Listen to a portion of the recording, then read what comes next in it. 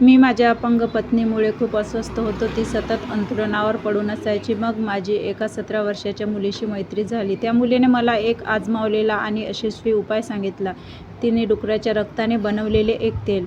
तिने ते तेल मला दिले आणि म्हणाली, तुझ्या पत्नीला गच्चीवर घेऊन जा आणि उन्हात तिच्या संपूर्ण शरीराला हे तेल लाव. काही वेळातच तिचा मृत्यू होईल. मग मी तुझ्याशी लग्न करेन. मी माझ्या अपंग पत्नीला गच्चीवर घेऊन गेलो आणि ते तेल लावले. मग मी ओरडलो, माझं नाव साहिल आहे आणि मी अहमदाबादचा रहिवासी आहे. मला शिलाईचे कामही येत होते आणि मी माझे दुकानही उघडले होते. सकाळची वेळ होती. दुकानात जायची वेळ झाली होती. मी एक प्रसिद्ध शिंपी होतो. संपूर्ण परिसरात माझ्यासारखा देखणा आणि प्रसिद्ध शिंपी दुसरा कोणी नव्हता. त्यामुळे माझा धंदा खूप गजबजलेला असायचा आणि बहुतेक करून स्त्रियाच माझ्याकडे यायच्या. कधीकधी मी त्यांच्याशी हसून बोलायचो आणि त्यांनी माझ्याशी हसून बोलायच्या. पण मला माहीत होतं की या लोकांसोबत माझं काम आहे, त्यामुळे मी त्यांच्याशी भांडणार नव्हतो. त्याही त्यांच्या कामासाठी येत असत आणि माझंही काम चालू असायचं. अशा प्रकारे मी त्यांच्याशी प्रेमाने बोलायचो. मग संपूर्ण परिसरात माझी अशी बदनामी झाली की मी खूप हळवा माणूस आहे, पण खरं तर तसं काहीच नव्हतं. माझी पत्नी जी खूप सुंदर होती. आमचं दोघांचा प्रेमविवाह झाला होता. आम्ही आपापल्या घरच्यांविरुद्ध बंड करून लग्न केलं आणि आता आम्ही इथे एका फ्लॅटमध्ये राहत होतो. माझ्या पत्नीचं नाव शालिनी होतं. जेव्हा आम्ही फ्लॅट बघायला अहमदाबाद शहरात आलो तेव्हा माझी पत्नी म्हणाली की तिला सर्वात वरचा फ्लॅट हवा आहे. मी म्हणालो की जर आपण इतक्या वर राहिलो तर रोज वर खाली कसं जाणार. आणि ती काही इतकी चांगली सोसायटी नव्हती की कुठल्याही फ्लॅटमध्ये लिफ्ट असेल. साधारणपणे लोकांनी 5 मजली घर बांधून ती भाड्याने दिली होती. इथलं भाडं कमी होतं आणि सर्वात वरच्या मजल्याचं भाडं तर त्याहूनही कमी होतं. शिवानी म्हणाली की वरच्या फ्लॅटमध्ये गच्चीसुद्धा मिळेल आणि गच्चीचे स्वतःचे फायदे आहेत, त्यामुळे तुला सर्वात वरचा मजलाही हवा आहे. मात्र वरच्या मजल्यावरील फ्लॅटची किंमत कमी होती, कारण तो खूप उंच होता आणि लोकांना एवढ्या उंचीवरून ये-जा करणे खूप अवघड जात असे. मी आणि माझी पत्नी दोघेही नोकरी करत होतो, त्यामुळे आम्हाला अशी काही अडचण नव्हती. माझी पत्नी म्हणाली की यामुळे आम्हाला व्यायामही करता येईल, कारण माझेही काम शिवण्याचे होते आणि मला दिवसभर बसून राहावे लागत असे. माझी पत्नीसुद्धा बँकमध्ये काम करत असे, त्यामुळे तिलाही दिवसभर बसून राहावे लागत असे. शिवानीला गच्ची खूप आवडायची. ती म्हणायची की संध्याकाळची गच्चीवर मोकळ्या आकाशाखाली पक्ष्यांना पाहणे, चोहीक हिरवळ बघत एकत्र चहा पिणे हा तिच्यासाठी एक वेगळाच आनंद आहे, ज्यामुळे दिवसभराच्या कामाचा थकवा दूर होतो. मी शिवानीच्या सूचनेला होकार दिला आणि आम्ही दोघांनी त्या इमारतीचा सर्वात वरचा मजला घेतला. पण एके दिवशी असे घडले की तिची तब्येत थोडी बिघडली होती, पण तिने मला सांगितले नाही. ती सकाळी नोकरीवर गेली होती आणि मीही माझ्या दुकानात गेलो होतो. आमच्या दोघांकडे घराच्या वेगवेगळ्या चाव्या होत्या. संध्याकाळी कामावरून परत येत असताना जिना चढताना तिला चक्कर आली आणि ती वरच्या मजल्यावरून पोहोचलीच होती तेव्हा तिचा पाय घसरला आणि ती सरळ खाली पडली, ज्यामुळे शिवानीच्या कमरेला दुखापत झाली. आता डॉक्टर म्हणाले की तिच्या कमरेच्या सर्व नसा बंद झाल्या आहेत, ज्यामुळे ती तिचे पाय हलवू शकत नाही आणि तिच्या डोक्यालाही गंभीर दुखापत झाली आहे. तिच्या पायांचे काही भाग सुन्न झाले आहेत. कदाचित ती पुन्हा कधीच स्वतःच्या पायांवर चालू शकणार नाही आणि बोलूही शकणार नाही, कारण तिला खूप मोठा धक्का बसला होता. त्या धक्क्यामुळे आणि पडल्यामुळे शिवानीच्या शरीरावर खूप परिणाम झाला होता आणि तिच्या शरीराचे अनेक भाग खराब झाले होते. आता या घटनेला जवळपास 1 वर्ष पूर्ण होत आले होते. मी शिवानीसाठी सगळी कामं करायचो, तिच्यासाठी जेवण बनवायचो, संपूर्ण घर स्वच्छ करायचो, पैसे कमवायचो, तिला अंघोळीला घेऊन जायचो, अगदी तिच्याकडून बाथरूमसुद्धा करून घ्यायचो. आमचा प्रेमविवाह झाला होता, त्यामुळे घरातील लोकही खूप नाराज होते. मग ते आम्हाला कशी मदत करणार होते? उलट ते आम्हाला टोमणे मारायचे की जर तुम्ही आईवडिलांच्या इच्छेविरुद्ध लग्न केले तर तुमच्या वृद्ध आईवडिलांना सोडून जाण्याची हीच शिक्षा तुम्हाला भोगावी लागेल. आम्ही वेगळे राहत होतो, म्हणूनच तुला त्यांचा शाप लागला आहे. माझ्या आणि शिवानीच्या लग्नाला फक्त 1च वर्ष झाली होती आणि जेव्हा ती जिन्यावरून पडली तेव्हा ती आई होणार होती. माझं बाळही या जगात येण्याआधीच हे जग सोडून गेलं. आमच्यासाठी तो एक मोठा अपघात होता. तो एक मोठा धक्का होता. आम्ही एका मोठ्या संकटात सापडलो होतो, पण तरीही आम्ही आनंदी होतो. आम्ही तो दुःखाचा काळ खूप प्रेमाने घालवला आणि या घटनेला आता 1 वर्ष पूर्ण झालं होतं. आता मला दुकानात जायचं होतं, पण माझ्या बायकोचं काम कधीच संपत नसे. मी तिला एकदा बाथरूममध्ये घेऊन गेलो आणि थोड्या वेळाने ती पुन्हा म्हणाली की मला पुन्हा जायचं आहे. तिला चेहरा आणि हात नीट धुवायचे आहेत. ती बोलू शकत नव्हती, पण ती हावभावांनी बोलायची आणि मला ते कळायचं. मी माझा मोबाईल शिवानीकडे ठेवायचो, जेणेकरून काही अडचण आल्यास ती मला मिस कॉल देऊ शकेल आणि मला समजेल. माझं दुकान फार दूर नव्हतं. मी माझं जेवण शिवानीकडे ठेवून तिथे जायचो. मी दुपारी नक्कीच घराची एक फेरी मारायचो आणि त्यानंतर दुकानात जायचो. ती बिचारी मुलगीसुद्धा तोच दिनक्रम पाळत होती आणि शिवानीने इतकं करणं माझ्यासाठी पुरेसं होतं. मी शिवानीला बाथरूममध्ये घेऊन गेलो होतो. शिवानीने पुन्हा माझ्याकडे इशारा केला. मी विचारलं, आता तुला काय हवं? मी अधिक रागाने बोललो आणि ती घाबरली. तिच्या इशाऱ्याचा अर्थ होता की तिला मेकअप करायचा होता. तिला ओठांवर लिपस्टिक लावायची होती आणि केस विंचरायचे होते. मी तिला मेकअपचा बॉक्स दिला. तिने कंगवा उचलला आणि केस विंचरायला सुरुवात केली. मी तिची प्रशंसा केली आणि ती हसली. मी म्हणालो, तू खूप सुंदर आहेस माझ्या प्रिय पत्नी. ती म्हणाली, म्हणूनच तुमच्या पत्नीला दृष्ट लागली आहे. मी म्हणालो, नाही, सगळं काही ठीक होईल. मी एक पुरुष होतो, माझी पत्नी एक स्त्री होती. मी घरकाम करायचो आणि पैसेही कमवायचो, पण तरीही देवाने मला खूप धैर्य दिले होते. मी माझ्या पत्नीला कधीच टोचून बोललो नाही आणि या 2 वर्षात मी शिवानीशी कधी भांडलोही नाही. मी शिवानीवर उपचारही करत होतो. माझ्या आयुष्यात सर्व काही ठीक होते आणि मी रोज असाच दुकानात जायचो आणि मग मी त्या मुलीला पाहिले, जी माझ्या दुकानात आली होती. मी त्या मुलीशी बोललो. मी तिला याआधी पाहिले नव्हते. कदाचित ती नुकतीच या परिसरात आली असेल. ही मुलगी खूप तरुण, सुंदर आणि सडपातळ होती. तिचं नाव दीक्षा होतं. माझ्या दुकानात आल्याबरोबर ती म्हणाली, माझं नाव दीक्षा आहे. तुमचं नाव काय? मी म्हणालो, इथे सगळे मला साहिल नावाने आणि एक प्रसिद्ध शिंपी म्हणून ओळखतात. दीक्षा म्हणाली, हो, मी सुद्धा तुमच्याबद्दल खूप ऐकलं आहे आणि ते ऐकून इथे आले आहे. मी ऐकलं आहे की तुम्ही खूप चांगले शिंपी आहात आणि तुम्ही उत्तम फिटिंगचे कपडे शिवता आणि वेळेवर पोहोचवता. मी म्हणालो, हो, तू अगदी बरोबर ऐकलं आहेस. तर तुम्ही माझे कपडेसुद्धा शिवून द्याल का? मला ते वेळेवर हवे आहेत. खरं तर माझ्या घरी लग्न आहे आणि प्रत्येक समारंभात मी नवीन ड्रेस घालते. ही माझी सवय आहे, कारण मला इतरांपेक्षा वेगळे दिसायचे आहे. म्हणून मला 15 दिवसांत 50 ड्रेस शिवून घ्यायचे आहेत. तुम्ही माझ्यासाठी हे काम करू शकाल का? मी हो म्हटले, पण तातडीच्या कामासाठी थोडे जास्त पैसे लागतील. ती म्हणाली, पैशाची काळजी करू नका. जेव्हा मी तुमच्याकडून इतके महागडे कपडे शिवून घेऊ शकेन, तेव्हा मी तुम्हाला पैसेही देऊ शकेन.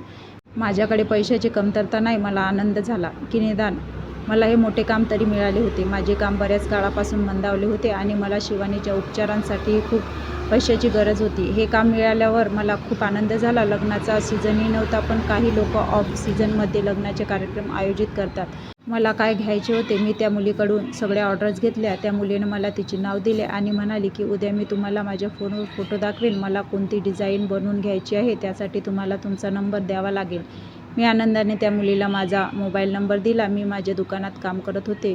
ती दुसऱ्या दिवशी आली आणि तिने मला तिच्या मोबाईलवर अनेक ड्रेस डिझाईन्स दाखवल्या. मी तिला म्हणालो की मी हे सर्व डिझाईन्स बनवू शकेन, पण प्रत्येक डिझाईनसाठी वेगळे पैसे लागतील. आपण पैशाचा मुद्दा स्पष्ट करूया, म्हणजे तुलाही काही अडचण येणार नाही. त्यावर ती म्हणाली की मला फक्त चांगल्या डिझाईनचे कपडे हवे आहेत.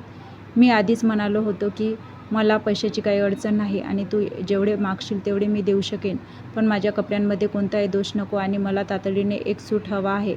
मी म्हणालो की मी आताच माझ्या घरी जात आहे. माझी बायको पलंगावर झोपली आहे आणि मला तिला बघायला जायचं आहे. जर तू माझे कपडे आता शिवू शकशील तर मी तुला 1000 रुपये आगाऊ देऊ शकेन. मी विचार करू लागलो की 1000 रुपयांसाठी 1 तास जास्त घालवला तर काय होईल? तसेही माझी बायको घरी बसली आहे, रस्त्यावर नाही. मी तिच्यासाठी खाण्यापिण्याची सोय केली आहे आणि फक्त या 1 तासांसाठी उशिरा गेलो तर काय होणार? एखादी व्यक्ती तासभर उशिरा येऊ शकेल. हो, गोष्ट वेगळी आहे की जेव्हापासून माझ्या पत्नीची तब्येत अशी झाली, मी नेहमी वेळेवर घरी जायचो. पण मी इथे दीक्षाचा सूट शिवण्यासाठी बसलो होतो. मला इथे तासभरापेक्षा जास्त वेळ लागला. जेव्हा मी रात्री घरी परत आलो आणि घरात प्रवेश केला, तेव्हा समोरचे दृश्य पाहून मला धक्काच बसला. माझी पत्नी जमिनीवर पडलेली होती. पाण्याचा ग्लास फुटलेला होता. कदाचित ती पाणी पिण्यासाठी उठण्याचा प्रयत्न करत असावी, कारण मी तिच्याजवळ ठेवलेले पाणी खूप कमी होते.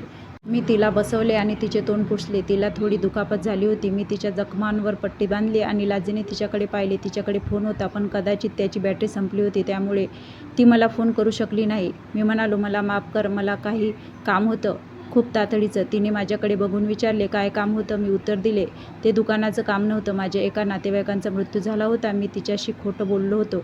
जर मी तिला सांगितले असते की मी एका मुलीचे कपडे शिवण्यात व्यस्त होतो आणि त्यातच माझा इतका वेळ गेला की त्यामुळे तू पडलीस आणि तुला काहीतरी वाईट झालं, तर ती नक्कीच माझ्यावर रागावली असती. शेवटी बायको ही बायकोच असते. जरी ती अंथरुणाला खिळलेली असली तरी मी काय उत्तर देऊ शकलो असतो? म्हणून मी एक निमित्त शोधून खोटं बोललो. शिवानी हसली आणि तिने होकारार्थी मान हलवली. याचा अर्थ होता की सर्व ठीक आहे. मी विचार करू लागलो, मी शिवानीसोबत असं करायला नको. मी काम केलं होतं, पण त्या मुलीने मला अजून पैसे दिले नव्हते. ती म्हणाली की ती मला एकदमच पैसे देईन जेव्हा कधी ती माझ्या दुकानावर यायची तेव्हा ती विचित्र हावभाव करायची. ती माझ्या डोळ्यात डोळे घालून बघायची. कधीकधी तिच्या दुपट्ट्याशी खेळायची. ती तो फक्त गळ्यात घालायची. तिची शरीरयष्टी अप्रतिम होती, ज्यामुळे कोणताही पुरुष तिच्याकडे बघायला भाग पडायचा. तिचे कपडेही खूप चांगले होते. बाजारातले सगळेजण दीक्षाकडे बघायचे. माझ्यासमोर एक शिंपी बसला होता, जो माझा मित्रही होता. तो म्हणाला, ही मुलगी आजकाल तुझ्या दुकानात खूप वेळ येते, तिच्यापासून दूर राहा. मी म्हणालो, हो, असं वाटतंय की ती या परिसरात नवीन आहे. तुम्हाला? हो, ती नवीन आहे, पण तिने एका माणसाचं आयुष्य उद्ध्वस्त केलंय. मी विचारलं, तुला काय म्हणायचं? तो म्हणाला, त्या मुलीचं लग्न माझ्या सासऱ्याच्या घराशेजारी झालं होतं. तिचा त्या माणसापासून घटस्फोट झाला आहे आणि ती इथे आली आहे. ती आपल्या परिसरातील त्या शाळेच्या शिक्षकाची भाची आहे. माझ्या मित्राचे शब्द ऐकून मला पूर्णपणे धक्का बसला. हे कसं शक्य आहे? ती 17 वर्षाची असूनही तरुण दिसते. हो, तिच्या रूपाने आणि सौंदर्याने सगळेच फसतात, पण ती सज्ञान आहे. तिच्या रूपावरून ती अजिबात विवाहित वाटत नाही. आणि भाऊ, तू म्हणतोस तिचा घटस्फोट झाला आहे? तो म्हणाला, हो, आजकाल कोणाला काहीच माहीत नसतं. मी ऐकलंय की तो खूप श्रीमंत माणूस होता, पण जेव्हा त्याला तिच्या कृत्यांबद्दल कळलं तेव्हा तो रागावला आणि त्याने तिला घटस्फोट दिला. अरे मित्रा, मी तुला समजावून सांगतोय, तू स्वतः इतका देखणा आणि तरुण आहेस. तुला एक चांगली मुलगी मिळू शकते. तू या पोरकट मुलीच्या मागे का लागत आहेस? मी म्हणालो की आता मी कुठे आहे सुंदर? मी घरकामात अडकलो आहे. माझ्या मित्राने विचारले, वहिनीची अवस्था अजूनही अशीच आहे का? मी म्हणालो, हो. तो म्हणाला की तू एक चांगला नवरासुद्धा सिद्ध करत आहेस. तू खूप चांगला काम करत आहेस. तू तुझ्या पत्नीची सेवा करत आहात.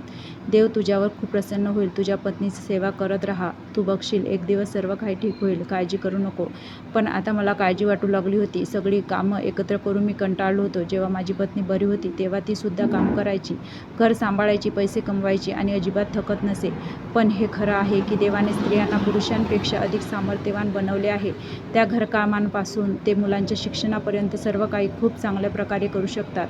एक स्त्री एकाच वेळी अनेक गोष्टी करू शकते आणि सर्व कामे क्रमाने व्यवस्थितपणे करू शकते. याउलट पुरुष फक्त एक काम करूनच थकून जातो. आणि आमच्या पुरुषांमध्ये इतके सहन करण्याची क्षमता नसते. जर एखादा पुरुष आजारी पडला किंवा असहाय्य झाला तर एक स्त्री आपल्या पतीची खूप प्रेमाने काळजी घेते आणि घराची काळजीही सांभाळते. आता मला हे चांगलेच समजले होते आणि मी खूप थकलोही होतो. पण मी माझ्या पत्नीकडे बघत होतो आणि विचार करत होतो की मी तिच्यासाठी कितीतरी करतो. ती अपंग आणि आजारी आहे, तरीही मी तिची काळजी घेत आहे. मी तिला माझ्या आयुष्यातून काढून टाकणार नाही. ती माझ्या प्रेमास पात्र आहे की नाही? जर मी तिच्या जागी असतो तर तिने मला नक्की सोडून दिले असते, कारण ती खूप सुंदर होती. जेव्हा आम्ही प्रेमात पडलो आणि आमच्या प्रेमाचं लग्न झालं तेव्हा माझ्या बायकोचं दुसऱ्या कोणाशी तरी लग्न ठरलेलं होतं, पण तिला त्या माणसाशी लग्न करायचं नव्हतं. पण शिवानीने त्या माणसाला माझ्यासाठी सोडलं. मी अपंग झालो असतो तर काय झालं असतं? तिने मला केव्हाचंच सोडून दिलं असतं. माझ्या मनात विचित्र विचार येऊ लागले. हल्ली मी सतत दीक्षाचाच विचार करत होतो. ती रोज माझ्याकडून एकदा ड्रेस घेऊन घ्यायची आणि आतापर्यंत तिने मला एकही पैसे दिला नव्हता. पण आता मला पैशाची गरज नव्हती, कारण ती मला आवडू लागली होती. मला तिच्याशी बोलायला खूप आवडायचं. ती माझ्या दुकानात यायची. मी दीक्षाला विचारलं, तुझ्याबद्दल काही अफवा पसरल्या आहेत का? तुझा खरंच घटस्फोट झाला आहे का? दीक्षा म्हणाली, तुम्ही बरोबर ऐकलं, माझा घटस्फोट झाला आहे.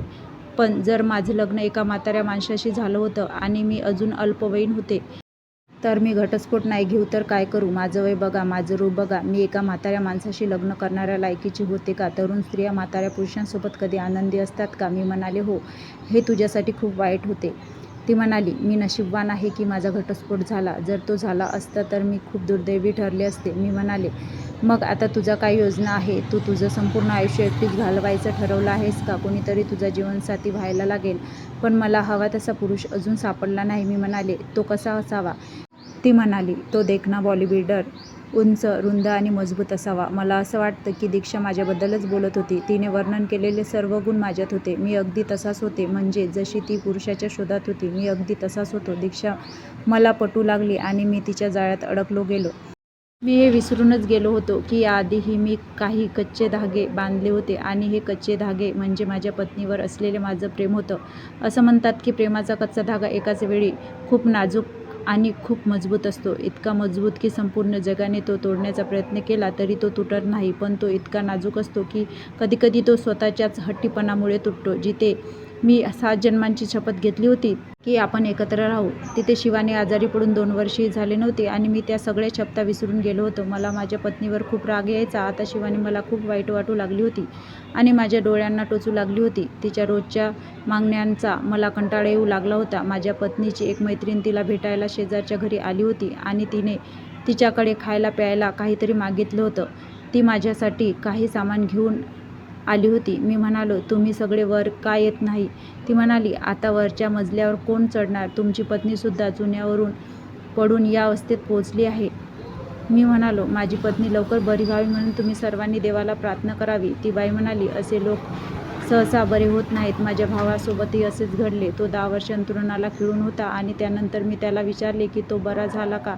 तो म्हणाला, नाही, त्याने हे जग सोडले. शिवानीच्या मैत्रिणीचं ऐकून मला खूप निराशा झाली. मला वाटत होतं की माझं संपूर्ण आयुष्य माझ्या आजारी पत्नीची सेवा करण्यातच जाईल आणि ते खरंच होतं. माझ्या पत्नीला आजारी पडून 2 वर्षे झाली होती आणि तिची काळजी घेऊन मी थकून गेलो होतो, पण ती अजिबात बरी झाली नव्हती. डॉक्टरांनी मला कोणतीही चांगली बातमी दिली नव्हती. मी दर महिन्याला शिवानीला डॉक्टरकडे घेऊन जायचो. एके दिवशी दीक्षा मला एक खूप विचित्र गोष्ट म्हणाली. ती म्हणाली, तू मला आवडतोस आणि मला तुझ्याशी लग्न करायचं आहे. मी तिला माझ्याबद्दल आणि माझ्या पत्नीबद्दल सर्व काही सांगितलं. मी दीक्षाला माझ्या पत्नीचा फोटोसुद्धा दाखवला. ती म्हणाली, ती खूप सुंदर आहे. ती म्हणाली, बघा, तुम्ही पूर्वीसारखे तरुण राहिला नाही. तुमच्या पत्नीची सेवा करून तुम्ही म्हातारे होत आहात आणि हे सर्व करण्यासाठी तुम्ही आता पुरेसे म्हातारे नाही आहात. तुम्ही आयुष्यभर तुमच्या पत्नीची सेवा करत राहणार आहात का? त्या अपंग स्त्रीचे गुलाम बनून तू तिथेच थांब. तुझं आयुष्य अजून खूप बाकी आहे आणि तू तरुण आहेस, पण तुझ्या बायकोच्या तणावामुळे तू तुझ्या वयापेक्षा मोठा दिसू लागला आहेस. मला वाटतं की तू तुझ्या तारुण्यात परत यावा आणि आपण दोघे पळून जाऊन लग्न करू. तुला पैशाची चिंता करण्याची गरज नाही. घटस्फोट घेताना मी माझ्या म्हाताऱ्या नवऱ्याकडून खूप पैसे घेतले आहेत. आपल्याला पैशाची कोणतीही अडचण येणार नाही. आपण दोघे दुसऱ्या शहरात जाऊन आपलं स्वतःचं दुकान उघडून मी घराची काळजी घेईन आणि तू दुकानात तुझं काम करशील. देवाने तुला खूप प्रतिभा दिली आहे. आपण ती प्रतिभा कुठेही वापरू शकतो. मी म्हणालो, पण माझ्या बायकोचं काय होईल? मी तिला असं सोडून जाऊ शकत नाही. ती म्हणाली, तुझ्या बायकोपासून सुटका कशी करून घ्यायची हे तुझं काम आहे. मी तुझ्यासोबत पळून जायला तयार आहे. मी विचार करू लागलो आणि माझ्या मनात एक कल्पना आली. मी म्हणालो, माझी बायको चालूही शकत नाही आणि उभीही राहू शकत नाही आणि ती आजारीसुद्धा आहे. मी तिला म्हणालो की जे करायचं होतं ते मी केलं आहे. कदाचित आता तिलाही तिच्या आयुष्यातून स्वातंत्र्याची गरज आहे. एके दिवशी मी तिला गच्चीवर घेऊन गेलो. मी तिला व्हीलचेअरवर बसवले होते. आज तिला मोकळे आकाश बघायला मिळणार होते याचा तिला खूप आनंद झाला होता. मी तिला मोठ्या कष्टाने वर आणले होते, पण संध्याकाळची वेळ नसून कडक दुपार आहे हे पाहून तिला आश्चर्य वाटले. ती मला खाली घेऊन जाण्यास सांगू लागली, कारण इथे खूप गरम आहे आणि त्यावेळी ऊन खूप प्रखर होते. मी म्हणालो, का तुला गच्ची खूप आवडायची आणि ऊनही खूप आवडायचे? तुला आकाश बघायचे होते? आता इथे बस आणि मी जातोय. आणि हो, मी खाली जात नाही, उलट मी माझे आयुष्य जगायला जातोय. तुझी सेवा करून मी कंटाळलो आहे. मी आयुष्यभर तुझ्यासाठी काम करावे असे तुला वाटते का? तू मला तुझी गुलाम बनवत आहे. माझ्या चेहऱ्याकडे बघ. मला तुझ्यासारख्या एक नाही तर 10 मुली सापडतील. मग मी तुझ्यामुळे माझे आयुष्य का वाया घालू? कृपया मला माफ कर. मी तुझ्यासाठी जे काही केले आहे त्यापेक्षा जास्त मी करू शकत नाही. जर तू तुझ्या पायावर उभी राहिली असती तर कदाचित आपल्या आयुष्यात सर्व काही ठीक झाले असते, पण आता तू पूर्वीसारखी कधीच होऊ शकणार नाही. डॉक्टरही तेच म्हणतात आणि सगळेच तेच म्हणत आहेस. माझी बायको काळजी करू लागली. मी म्हणालो की तू इथेच पडून राहशील आणि 3-4 दिवसात नाही तर आठवड्याभरातच तुझा कायमचा जीव जाईल. तू या जगात नाहीस हे लोकांना कळायच्या आतच मी इथून कुठेतरी निघून जाईन. एक मुलगी आहे जिच्यावर माझं प्रेम आहे. मी फक्त तिच्यासोबतच जाणार आहे. मी व्हीलचेअरला कुलूप लावला आणि तिला तिची व्हीलचेअर वळवताही येत नव्हती. ती त्या व्हीलचेअरवर बसून रडत आणि हुंदके देत राहिली. तसंही तिचा एक हात काम करत नव्हता. ती हळू आवाजात ओरडू लागली, मला हाका मारू लागली, पण मी मागे वळून पाहिलं नाही. मी सरळ माझ्या खोलीत आलो आणि माझं सामान पॅक करू लागलो. मी माझा फोन काढून दीक्षाला फोन केला. दीक्षासुद्धा तयार बसून होती. घरातलं सामान पॅक केल्यावर दुपारपासून रात्रीचे 9 वाजले होते, कारण आम्हा दोघांना रात्रीच निघायचं होतं. कोणीतरी आमची काळजी घ्यायला हवं होतं. ही कल्पनासुद्धा दीक्षानेही मला दिली होती. जेव्हा आम्ही दोघे रात्री त्या इमारतीत गेलो होतो, ते निघून गेले आणि मी सुद्धा माझं टेलरिंगचं दुकान रिकामं केलं. मी इथे येऊन आता 1 महिना उलटला होता आणि मला माझ्या पत्नी शिवानीबद्दल काहीच कल्पना नव्हती. ती जिवंत आहे की मेली आहे हे माहीत नसतानाच माझ्या फोनवर आलेल्या एका मेसेजने मला हादरून सोडले.